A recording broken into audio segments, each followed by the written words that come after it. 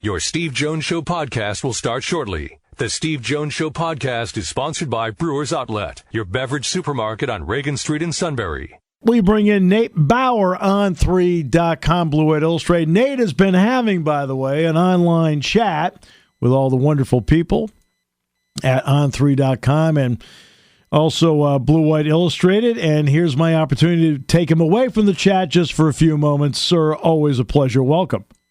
You know, it's an all-day extravaganza. All of the chatting that they can possibly handle. But we'll put it aside for a moment. What do you got? I just thought you needed a break. I do. I dug in here with some salad. You know, my fingers can only take so much typing, you know, in a row like that. So, well, see, thanks for the offer. And then the other part is that I think you need to keep, you know, the hands a little loose because you're going to get back out in the golf course. That's correct. Steve, you know, listen, I don't want to belabor the point and moan and complain, but the weather here is just awful. I don't know how I've lived here all this time. I've been out twice. It's not nice. What are we doing? I've been out 8 times. Now this year? But I have not played more than 9 holes.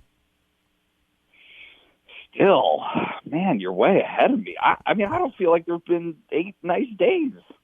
I didn't Maybe say I'm wrong. I didn't say they're all nice days. I didn't say that. That's dedication. But, no, I wanted to get out and get some exercise, walk around a little bit. But so let's get to Patrick Kraft for a moment. Tomorrow morning at 9 o'clock in the morning, there's going to be the compensation committee meeting. Yep. Which will then put this finally out there. Yep. What's the read that you're getting that should it be him that Penn State will be getting? Yeah, I mean, I think excitement, you know, I think certainly there's an air of, you know, enthusiasm. Look, like the first thing about him that I've seen and has been kind of reflected in some of the interviews that I've seen him do, some of the feedback that I've gotten from people who know him, it's all like this dude is just effervescent. He is gung-ho. He's infectious. Like you just cannot kind of escape what he brings to the table in terms of his personality. And so I think marrying a guy who had success at Temple, right? Like undeniable success at Temple, and providing him with the resources that Penn State can have in its athletic department it just like that combination creates a type of potential for success that has people excited. I mean, I don't think there's any question about that. Yeah, because I met him, I think, a couple times, and it's one of those, hi, how are you? You know what I mean? In the press box at Lincoln Financial Field, you know, he probably came by to see Jack. So, I mean, I'm realistic about life, and he's an absolutely outgoing guy. I mean, there's no getting around it. He's also, from what I understand, a very he gets where football fits in the landscape. Would that be a fair assessment? I think that is 100% the key.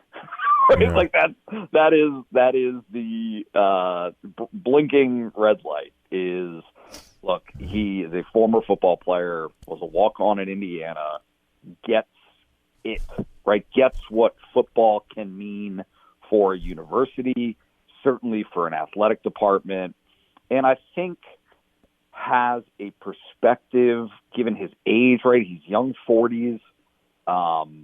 He gets what's going on, right? And what's going on is college football, college athletics are undertaking this massive shift, right? And if you're not going to be part of that shift, if you're going to kind of try to resist it, then you might find yourself left behind. I don't think that Penn State is in any danger of that necessarily, but like in terms of trying to be at the forefront, I think that that's been, a little bit of a sticking point over the last few years as these things have started to take hold in this landscape. So loves football, is all about football, and I think understands and sees that, specific to Penn State, the success of Penn State's football program, if I don't want to go on too much of a tangent, if you look at the success stories in college football that exist today, right? Alabama, Clemson, Georgia, across the board, okay? These programs have made a decision, and you can trace it back, right? 5, 10, 15 years ago, where they said, we know what football can do. We're going to be all in on it. And when we are, it will help everything else. When we commit and invest and do all of these things to ensure the success of the football program, everything else will take care of itself. Everything else will trickle down from that. And I think my sense is that he gets that, and he sees that there's going to be that opportunity at Penn State to do the same kind of thing. And he also secured a rather large league gift for the basketball practice facility at Boston College. He also did a really nice job with Boston-based companies when it came to the shoe deals, as to how he negotiated that. And people, I don't think people realize Penn State's Nike deal, after I think about 14 years, this is it. And they're in the process of going at it again. But he's been involved in this even in his short time at BC. Yeah, no, I mean it's certainly, I think that the New Balance deal is interesting, right? I mean, yes. Not that it's it's just outside the box thinking, right? I mean, I think that that's the key message there, is willing and able to think again, like outside the box. Think about what possibilities might exist, what partnerships could exist. He's a people person. Like there's no question about what his personality is, and I think that Penn State is in, specific to athletics, it's just in this interesting moment, right, where the capital campaign for the university is wrapping up, in the process of wrapping up, right? They just eclipsed $2 billion. Yeah, and look, athletics has needs. There is just this overwhelming demand to kind of get things going from and not that this hasn't happened, right? Like certainly the lacrosse field, basketball has had some renovations. Football has a massive renovation that's going on right now. Yeah. There are strides that have been taken, but you can also understand, if you look at the broad picture, where other things also need to happen. And very specifically, I'm thinking of that hulking piece of metal sitting on Curtin Road, right, and Porter. Like it needs to be addressed. And I think that you're going to see in short order, maybe not actual progress toward a goal there, but certainly direction being set, I think is fair to assume will come soon. The other element is, part of that's concrete. Come on, you're so unfair. A part of that, too, is that by going from Temple to Boston College, BC does have 29 sports. So he's been in charge of a large, the CEO of an overarching athletic department. How important is that experience coming into from 29 there to 31 here? It's huge. It's huge. Look, like in a very real sense, there are so many mouths to feed, and all of these. There is a natural state of conflict between head coaches and what they need and what they want, and an athletic director who has to figure out how to divvy up that pie. Right. One, the top responsibility is to do everything in your power, right, to increase the size of that pie so that there's more resources to distribute. But then once you have that, how are you going to break it up? What are the priorities? You got to set priorities, and that is a huge difference. There is a huge difference between Temple's 17 sports? Yes, I think. Yes. And 29 at Boston College. Yeah. So he has some experience with 29 at Boston College. Now he's going to go to 31 at Penn State. He's going to have to do an assessment of, where are these programs? What are their needs? Right? Like all of that is going to be on his plate very early in the process. can it be made easier in that assessment, in that we just talked about the Nike contract and the hope for more money there, but the TV contract probably right around Memorial Day or before, according to John Oran, that's when the Big Ten should have it done. Now, that won't be for the upcoming season. It wouldn't start until July 1, 2023. But that could bring with it an increase that separates the Big Ten from the ACC, the Pac-12, and the Big 12 dramatically. Yeah, it's going to be huge. It's going to be huge. It's almost. What was the number, Steve? 2.5 times, right? What they're It's a massive number. It is. I think that the split right now, and I could be wrong. I wasn't. I haven't looked at this in a little bit, but I think the number was something like $35 to $38 million a year. Does that sound right on the revenue split?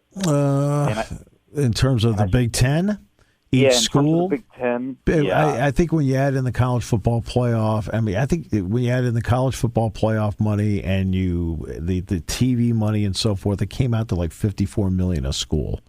Okay. I'm combining numbers here. To do that. So that's when it comes to conference revenue sharing. That's about, because conference revenue sharing does entail money everybody gets from the splits that you put in home football games, the splits you put in home basketball games. There's revenue sharing. There's NCAA tournament money that goes. Now that goes into that obviously goes into the basketball budget, but. In terms of like your plus and minus, but it comes out to about $54 million, I think, when it's all said and done. And on this show, there's always a lot more said than done. but you're still looking at they could get 75 to 80 per. Exactly. And so if that's the case, and it increases that by a few dozen million, right, into the 30s and the 40s, that is huge. I mean, that there is a point that has been made and will continue to be made that doesn't separate you, right? Because everybody else is making that same money in the Big Ten. And so when you're talking about your peers in the league and in the conference, specific to football, but everywhere really, is that money is going to everybody. So Penn State still needs to find ways to increase donor participation. No question. Right, like all of those things are going to be, front and center, like you said. I mean, especially that Nike contract, figuring out where they go there. It looks like Under Armour is tapped out. It seems likely to me, and I'm spitballing here, but like it seems likely that Nike will continue to be the partner. It's just a matter of market value. Right. And how that has changed over the last, whatever it's been, 10 years since it was last negotiated. Well, and let's face it, as the athletic director at Temple, we're talking about the numbers, they were probably getting $5 to $7 million. Right. Yep. BC, because it's the ACC, is a flat number for the next 15 years. Yep. I mean, it doesn't go anywhere. I mean, it goes up a little bit every year. So he's going to be dealing with numbers here that it's going to look like Christmas. Yeah. Doesn't mean he doesn't have issues he's got to take care of. And you mentioned Beaver Stadium, but he's got some numbers to work with. How about that? Absolutely. But look, it's, and this, there is, it doesn't matter how much you have. There will always be a crunch and a crush of resources. Yes. It does not matter. Yeah. The pot can be There's never infinite. Enough. There's never enough. Right. Never enough. Right. And so it's just about massaging that, understanding, personalities, needs, like what's a real need and what's not a real need. That is tough to decipher sometimes. But if at the front of the bus and who's driving the bus, if that is football for Penn State and there are opportunities to increase, right, like what you're bringing in, then I think that there are opportunities, for development for Penn State athletics as a whole. I mean, that's called investment. You invest in what makes money. You invest in the engine. So, start start by selling out Beaver Stadium every game. Yes. Follow it by because these are things that it doesn't necessarily seem like that much, but tickets you can control. Yes. Sell all the tickets. Start there. Yeah. Sell all the tickets to men's basketball. Yes. Right. Sell more tickets for women's basketball. Yep. Right. If you start to do those things, you're gonna see that pot and that pie continue to increase. I'm going to let you get back to the chat now. Apologize to everybody there that I stole you away for half an hour. I'll tell them it was for an extremely important reason, so they'll understand. Yeah, the important reason was to bail a half hour out of the show. No, just kidding. And make it better. How about that? I'll take it. I love it. Hey, you're the best. Thanks, Nate. Appreciate you so much. All right. Thanks for having me.